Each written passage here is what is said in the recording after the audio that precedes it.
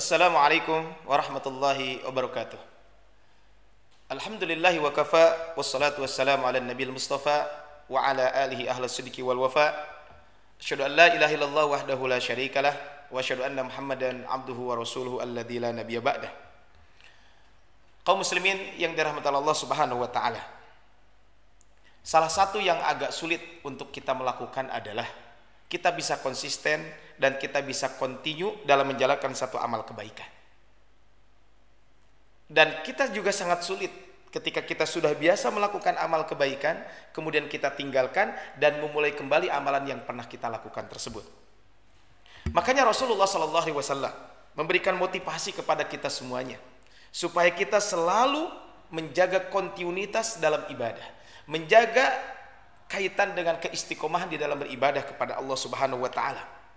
Di antara motivasi Rasulullah SAW adalah ya Abdullah, la takun misla fulan. Wahai Abdullah, ketika itu Rasul menyampaikan kepada Abdullah bin Amr bin As, wahai Abdullah, jangan kamu seperti si fulan. Kenapa si fulan itu? Kana yakumul lail fataraka qiyamal lail. Si fulan itu biasa melaksanakan sholat malam, kemudian dia tinggalkan sholat malam tersebut. Rasulullah SAW menyebutkan di sini la takun misla fulan. Rasul tidak menyebutkan siapa si fulan itu, karena mungkin dua sebab. Pertama adalah untuk menjaga aib orang tersebut, karena yang jadi inti daripada hadis ini adalah bukan masalah si fulan atau si fulannya, tapi nasihat yang dilakukan, apa yang disampaikan oleh Rasul itu yang paling utama. Yang kedua, bisa jadi si fulan itu mungkin sudah berubah sekarang, sehingga Rasul la takun misla fulan, jangan kamu seperti si fulan. Kenapa? Si fulan tersebut adalah dulu biasa melaksanakan qiyamul lail, tapi sekarang dia meninggalkan qiyamul lail. Sayyidah Aisyah radhiyallahu anha pernah menceritakan, lam yakunin Nabi sallallahu yasumu syahran aktsara min Sya'ban. Aku belum pernah melihat Rasulullah sallallahu alaihi wasallam melaksanakan ibadah puasa sunnah lebih banyak daripada puasa di bulan Sya'ban. Fa innahu kana yasumu Sya'bana kullah. Di mana beliau kadang juga melaksanakan ibadah puasa Sya'ban selama 1 bulan penuh. Kemudian wa kana yaqul, dan Rasul pernah mengatakan, ini yang kaitan dengan pembahasan motivasi kita selalu continue dalam melaksanakan ibadah. Kata Rasul, khudu minal amali ma tutiqun. Laksanakanlah amal ibadah yang kamu lakukan itu adalah sesuai dengan kemampuan kalian. Fa innallaha la yamallu hatta tamallu. Karena sesungguhnya Allah Subhanahu wa taala itu tidak akan pernah berpaling dalam memberikan pahala kepada kalian sampai kalian yang dahuluan berpaling untuk meninggalkan amal ibadah tersebut. Allah Subhanahu wa taala tidak akan pernah berhenti memberikan pahala kepada kita, kecuali kita sendiri mungkin yang meninggalkan amal ibadah tersebut. Kemudian kata Rasulullah, ahabbus salati ilan Nabi sallallahu alaihi wasallam, kata Sayyidah Aisyah. Dan salat yang paling dicintai oleh Rasulullah SAW adalah maduwima alaihi wa in qallat, yang dilaksanakan secara kontinu ibadah salat tersebut walaupun sedikit. Wa kana idza shalla sholatan dawama 'alaiha. Dan Rasul memberikan suri tauladan kepada kita. Rasul itu kalau menjalankan satu salat, maka beliau ketika menjalankan salat tersebut, beliau selalu konsisten dalam menjalankan ibadah salat tersebut. Hadis riwayat Imam Bukhari dan Imam Muslim. Kalau kita lihat dari hadis ini, Rasul tidak pernah menghususkan juga ibadah-ibadah tertentu di waktu tertentu, ya kecuali memang yang sudah diajarkan. Maka Sayyidah Aisyah pernah ditanya oleh salah seorang sahabat, ya, ketika itu ditanya oleh Alqamah bertanya, hal kana Rasulullah sallallahu alaihi wasallam yakhtassu minal ayyam syai'an?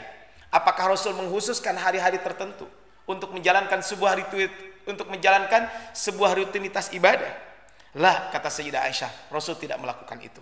Karena amaluhu dimatan. Rasul itu kalau menjalankan satu amal ibadah, maka beliau selalu continue, selalu konsisten dalam menjalankan ibadah tersebut. Wa ayyukum yutiqu ma kana Rasulullah yutiqu. Dan siapakah dari kalian yang mampu sebagaimana mampu dilakukan oleh Rasulullah sallallahu alaihi wasallam. Sehingga kata Sayyidah Aisyah, kana ahabbal amali ila Rasulillah sallallahu alladhi yadumu alaihi sahibuhu. Maka amalan yang paling dicintai oleh Rasul itu adalah amalan yang dilaksanakan oleh pelakunya, oleh orang-orang tertentu, tapi amalan tersebut dilaksanakan dengan secara kontinu. Kaum muslimin rahmatullah Allah Subhanahu wa taala. Ini adalah motivasi.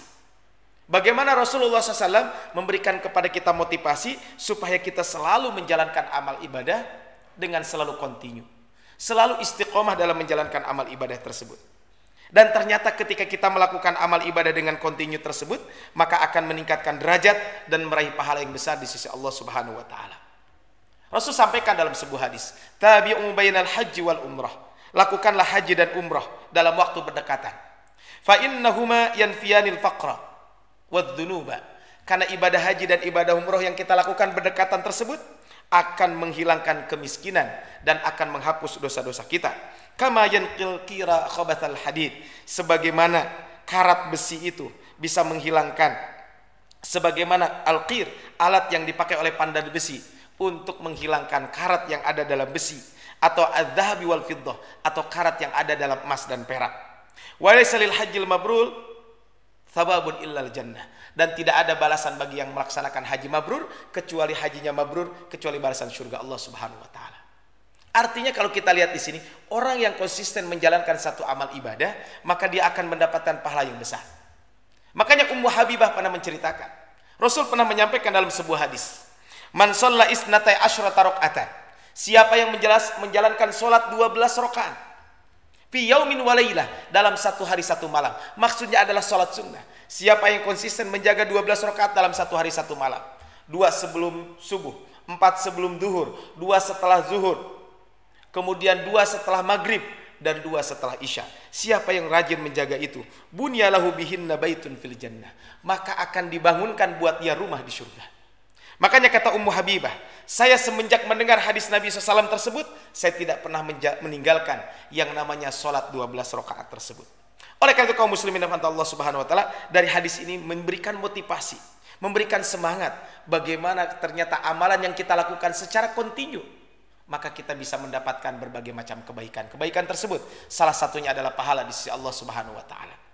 Makanya bagaimana kiat utama yang harus dilakukan untuk menjaga kontinuitas, untuk menjaga kita selalu konsisten dalam menjalankan amal ibadah tersebut.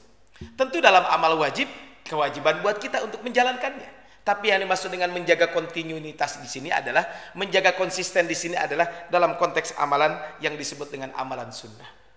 Kaum muslimin rahmatullah Allah Subhanahu wa taala. Maka kalau kita berbicara tentang amalan yang kita lakukan, tentu akan berbeda dengan yang orang lain lakukan. Karena sesungguhnya kita melaksanakan amal itu sudah menjadikan pembagian yang Allah berikan kepada kita semuanya. Sebagaimana Allah membagikan rizki kepada kita semuanya, tentu berbeda-beda.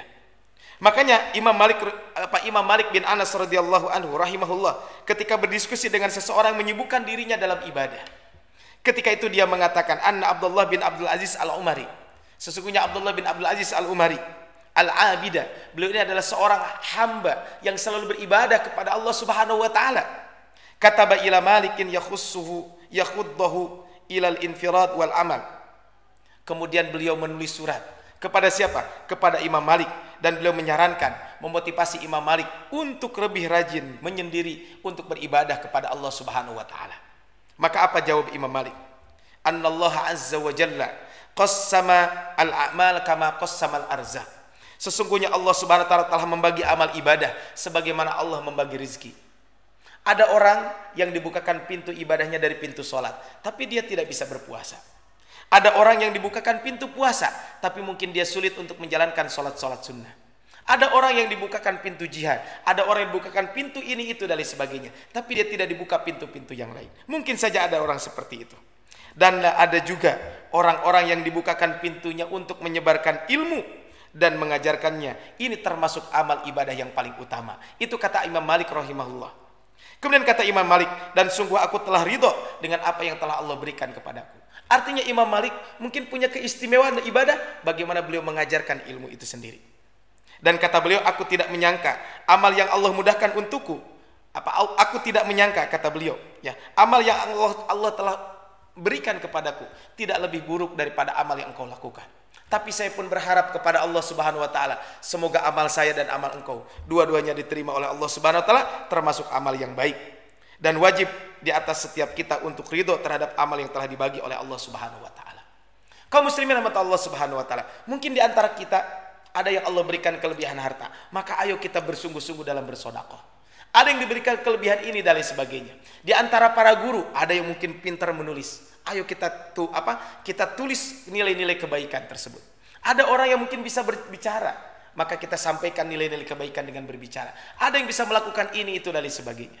Yang penting adalah bagaimana kita ketika konsisten, ketika kita melakukan satu amal ibadah, maka kita konsisten dalam melaksanakan amal ibadah tersebut. Oleh karena itu harus menjadi renungan buat kita semuanya adalah, apakah jiwa kita mau memilih ke arah mana?